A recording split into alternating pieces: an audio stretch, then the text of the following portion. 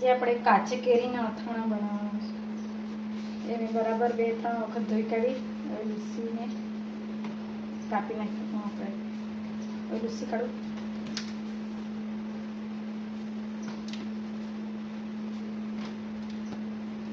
લૂસાઈ ગઈ. હવે આપણે કાપતા નાના નાના કટકા કરી લેવાનું.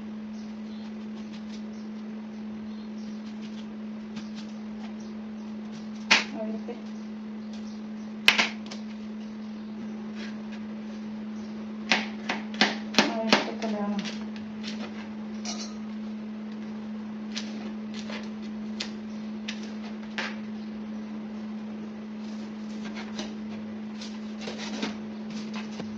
આવી રીતે સાથે તો કપાઈ જાય.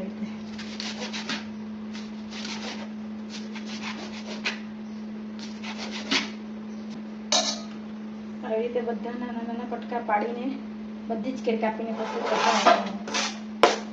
કેરી તમે આખી કાપી કાઢી. હવે એમાં 2 ચમચી મીઠું નાખવાના.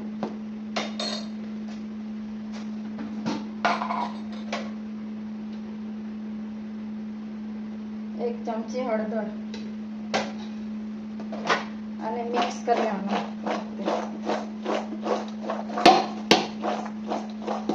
મિક્સ થઈ ગયું. હવે એને 5 કલાક સુધી અને આથવા દેવાનું. પછી આપણે ખોલવાનું. 5 કલાક પછી ખોલવું. હવે આ કેરી ઢાંકી મૂકેલી એને 5 કલાક થઈ ગયા છે. આથવા મૂકેલી છે એને હવે આપણે પંખા નીચે 1 કલાક સુધી સુકાવી લેવાનું. પંખા નીચે આવી રીતે પછી સુકાઈ જાય પછી આપણે મસાલા એમાં મિક્સ કરશું. બગડે જ નહીં. વરસ સુધી હો ચાલે, 2 વરસ સુધી હો ચાલે. પછી જરાક સુકાવીને મિક્સ કરવાનો. આવી રીતે સુકાવી લેવાનું. આ પાણી આટલું કેરીનું ને મીઠુંનું જ પાણી આટલું થઈ ગયેલું છે. આમાં પાણી કંઈ નાખવાનું નહીં. હળદર ને મીઠું નાખીએ તો પાણી છોડે. આ પાણી આમાં નાખવાનું. આને ફેંકી દેવાનું. આ પાણીમાં આ બધું કાઢી લીધું. આમાંથી મેં આટલું પાણી નીકળ્યું. આ ફેંકી દેવાનું.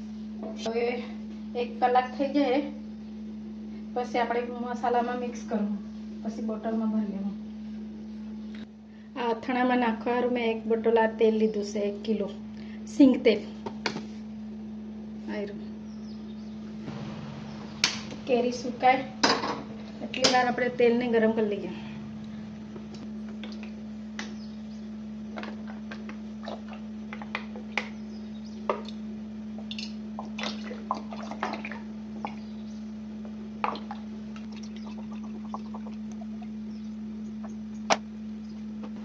તેલ ગરમ થયું કે નહીં તે આપણે ચેક કરી લઈએ.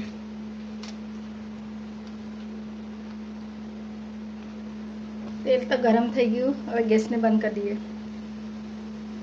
હવે આપણે મસાલા મિક્સ કરીએ.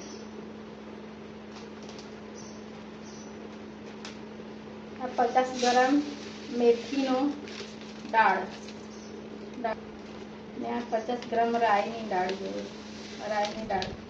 50 ગ્રામ ધાણી મસાલામાં નાખી દે. એના બહુ ટેસ્ટ મસ્ત આવે. હવે એમાં આપણે ગરમ તેલ નાખવાનું. મસાલા મિક્સ કરવાના.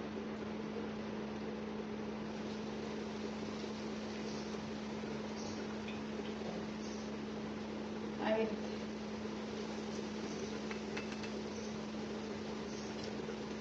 બરાબર શેકાઈ જાય.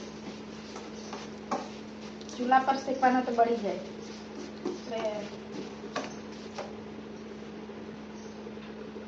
3 વાટકી જેટલું મેં નાખ્યું આમાં. હવે આ ઠંડુ તેલ થઈ જાય પછી આપણે ઉપરથી બોટલમાં પછી થોડુંક તેલ ઉપરથી નાખી દેવાનું. 50 ગ્રામ હળદી અને આ મરચા 50 ગ્રામ.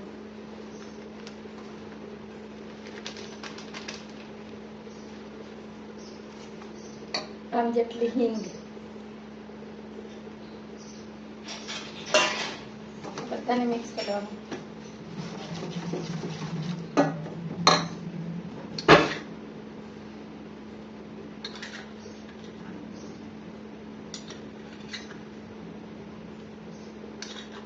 આ 3 ચમચી મીઠું નાખ્યું, 3 ચમચી મીઠું નાખ્યું મોટું, કેમ કે મેં આથેલું એમાં બી મીઠું નાખેલું છે, તો વધારે મીઠું નાખા તો ખારું થઈ ગયું.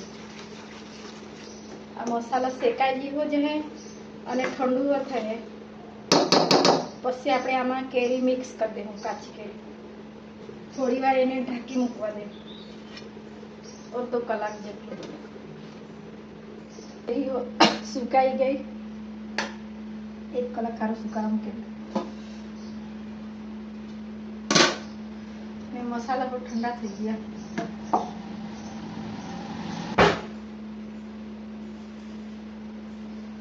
હવે એમાં આપણે મિક્સ કરી દઈએ.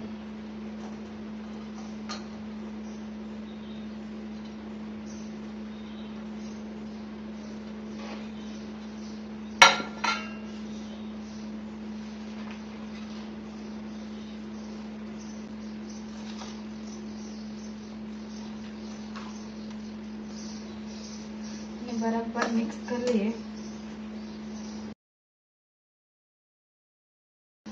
तेल ठंडू थाय त्यारे आ बरણીમાં ભરીને એમાં તેલ નાખી દેવાનું.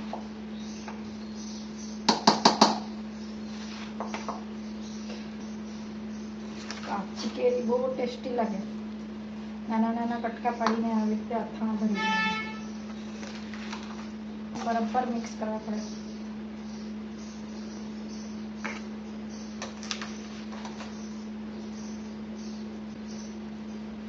મિક્સ થઈ ગયું યાર, થોડી વાર હજુ ઢાંકી દઈએ ને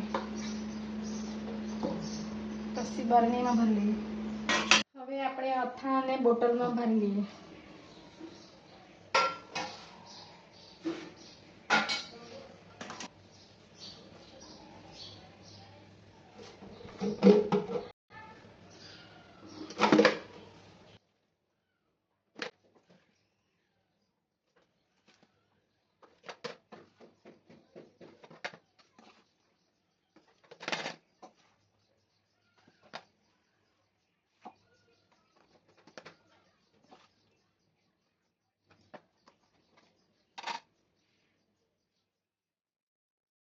હવે તેલ ગરમ કરી મૂકેલું તે ઠંડુ થઈ ગયું, એ હવે આપણે એમાં નાખી દઈએ.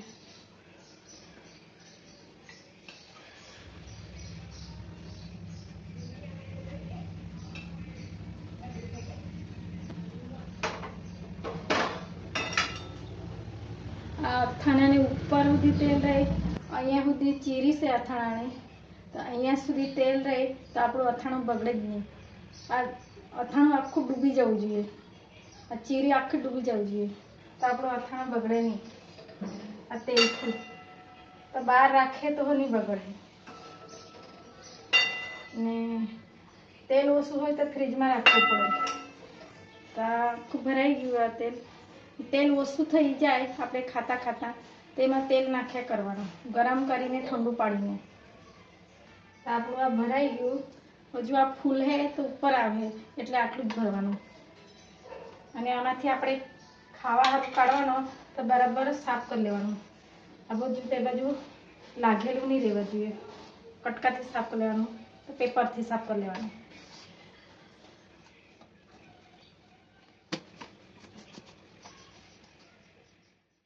તો આ મારો અથાણાનો વિડીયો બની ગયો.